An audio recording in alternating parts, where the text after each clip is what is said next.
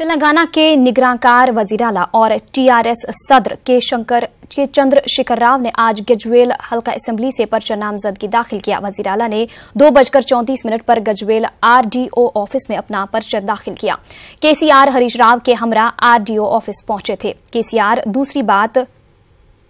दूसरी बार गजवेल हल्के से इंतखाब लड़ रहे हैं। टीआरएस चीफ से मुकाबले के लिए कांग्रेस ने अपने लीडर वी प्रताप रेड्डी को मैदान में उतारा है। हरीश राव ने भी आज सिद्दीपेट हल्का असेंबली के लिए पर्चा भरा।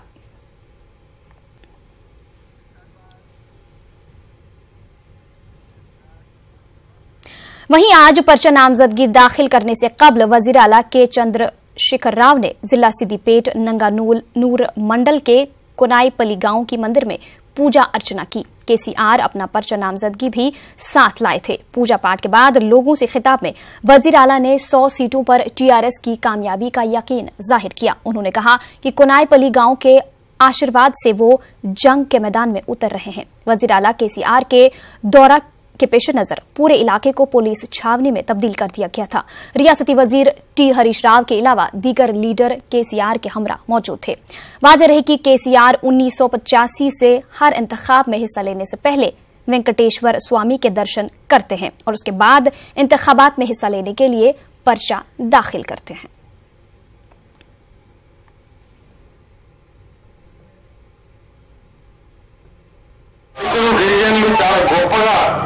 బాగుపడుతున్న రాష్ట్రం ఏది ఇండియాలో అంటే దళిత గిరిజనుల యొక్క అభివృద్ధికి ప్రత్యేక కార్యక్రమాలు రూపకల్పన జరుగుతూ ఉంది. అది తెలంగాణ రాష్ట్రంలోనే పేరు రావాలి. ఆ పేరు తెచ్చినాం. అతి ఎక్కువ ఆర్థిక ప్రగతి ఏ రాష్ట్రంలో ఉందంటే ఇండియాలో నంబర్ 1 తెలంగాణ। टीआरएस लीडर और निगरांकार वजीर टी हरीश राव ने आज हल्का असेंबली सिद्दीपेट से टीआरएस के उम्मीदवार के तौर पर अपना पर्चा नामजदगी दाखिल किया। उन्होंने इस मौके पर कहा कि टीआरएस आने वाले इंतखाबात में भारी अक्सरियत से कामयाबी हासिल करेगी।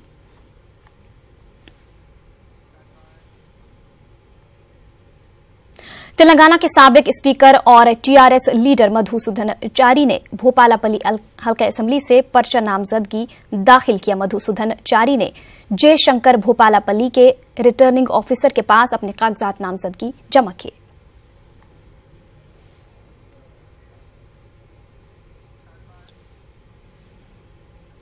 तेलंगाना असेंबली इंतखाबात में आजाद उम्मीदवार भी पर्चा नामजदगी दाखिल कर रहे हैं। साबिक में तेलुगु देशम लीडर रहे एम नरसिम्हलू ने औलेर हल्का असेंबली से आजाद उम्मीदवार के तौर पर इंतखाबात में हिस्सा लेने का ऐलान किया है। नरसिम्हलू ने आलेर की तरक्की के लिए इकदामात नहीं करने का साबिक रुकन असेंबली पर इल्जाम लगाया।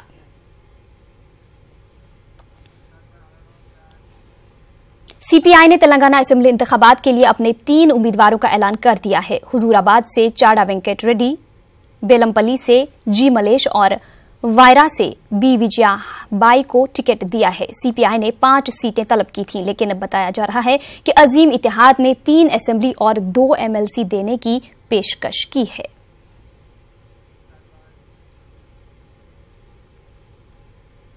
तेलंगाना में अजीम इत्तेहाद की कयादत करने वाली कांग्रेस ने 10 उम्मीदवारों पर मुश्तमिल दूसरी फहरिस्त जारी कर दी है।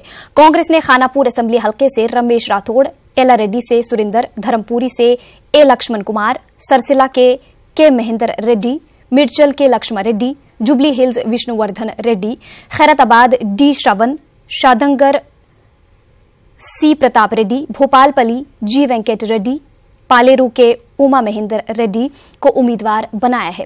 वाज़ेह है कि 119 रुकनी तेलंगाना असेंबली में कांग्रेस ने 94 हलकों से अपने उम्मीदवारों को टिकट देने का ऐलान किया है। तेलुगु देशम, टीजेएस और सीपीआई के लिए 25 नशस्तें छोड़ दी हैं। कांग्रेस ने पहली फहरिस्त में 65 और दूसरी फहरिस्त में 10 उम्मीदवारों का ऐलान किया है। मजीद 19 उम्मीदवारों के नाम का ऐलान करना बाकी है।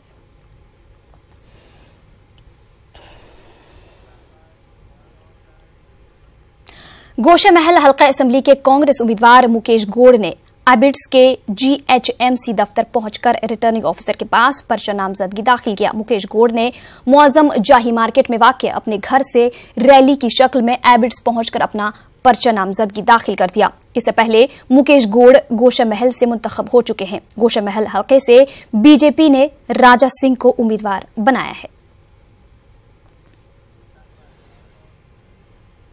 कामारेड्डी से कांग्रेस उम्मीदवार शब्बीर अली की शरीक हयात और बेटा भी उनके लिए इंतखाबी मुहिम चला रहे हैं। नफीस परवीन और उनके बेटे मोहम्मद इलियास ने आज लंगापुर दीही इलाके में पद यात्रा करते हुए लोगों से मुलाकात की और हाथ के निशान को वोट देने की लोगों से दरख्वास्त की।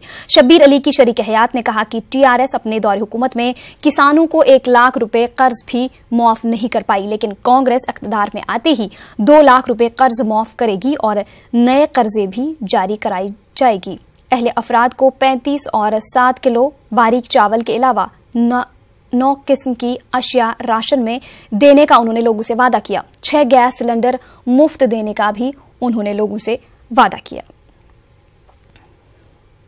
निजामाबाद के रुकन पार्लियामान के कविता ने कहा है कि रियासत में कोई भी सियासी जमात टीआरएस की ताकत के आगे नहीं ठहर सकती है। जगतियाल में मीडिया से बात करते हुए उन्होंने कहा कि अवाम टीआरएस को इख्तियार दिलाना चाहते हैं और इलेक्शन में टीआरएस को भारी अक्सरियत से कामयाबी मिलेगी। के कविता ने इस मौके पर कहा कि बोधन और मुत्यमपेट के शक्कर कारखानों के बंद होने को लेकर सियासत कर रहे लोग नाकाम रहेंगे। उन्होंने दावा किया कि शक्कर फैक्ट्रियों के बंद हो जाने से किसानों पर कोई असर नहीं पड़ा और हुकूमत हमेशा किसानों के साथ है। इस मौके पर उन्होंने जगतियाल उम्मीदवार विद्यासागर राव को जिताने की लोगों से दरख्वास्त की। हैदराबाद खैरताबाद की सीट कांग्रेस के लिए मुख्तस करने पर तेलुगु देशम कारकुनों और लीडरों ने एहतजाज किया। पार्टी हेडक्वार्टर एनटीआर ट्रस्ट भवन पर हंगामा किया गया। एक कारकुन के हाई टेंशन पोल पर चढ़ जाने के बाद हलचल पैदा हो गई। खैरताबाद से तेलुगु देशम उम्मीदवार को टिकट देने की मांग की गई।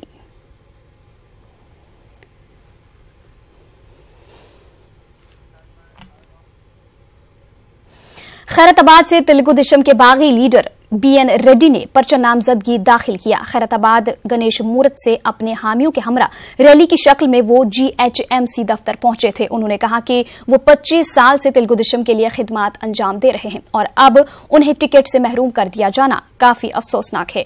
अजीम इत्तेहाद की जानिब से गैर मकामी लीडर को टिकट दिए जाने पर उन्होंने काफी बरहमी जाहिर की। टिकट की तकसीम के मामले पर तेलुगु देशम लीडर नाराज हैं। हल्का असेंबली जुबली हिल से तेलुगु देशम टिकट के दावेदार जीवीजी नायडू ने अपने हामियों के साथ पार्टी दफ्तर पर एहतजाज किया और जुबली हिल्स कांग्रेस के लिए छोड़ने की मुखालफत की।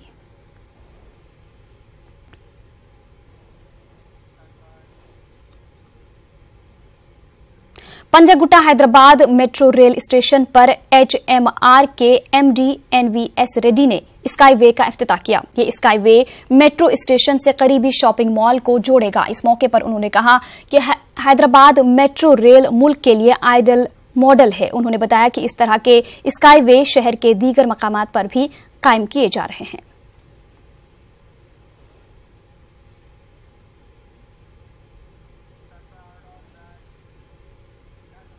तेलुगु रियासतों के गवर्नर ईएसएल नरसिम्हन ने राजभवन में यौम अतफाल मनाया। कई स्कूलों के तलबा ने गवर्नर की रिहाइशगाह में मुनाकिदा यौम अतफाल के प्रोग्राम में हिस्सा लिया। गवर्नर ने बच्चों को यौम अतफाल की मुबारकबाद पेश की। उन्होंने बच्चों को मुल्क का मुस्तकबिल करार देते हुए तालीम का सिलसिला जारी रखने पर जोर दिया। गवर्नर ने ड्रॉप आउट रोकने के लिए अहम रोल अदा करने की वालिदैन और असातिज़ा से अपील की।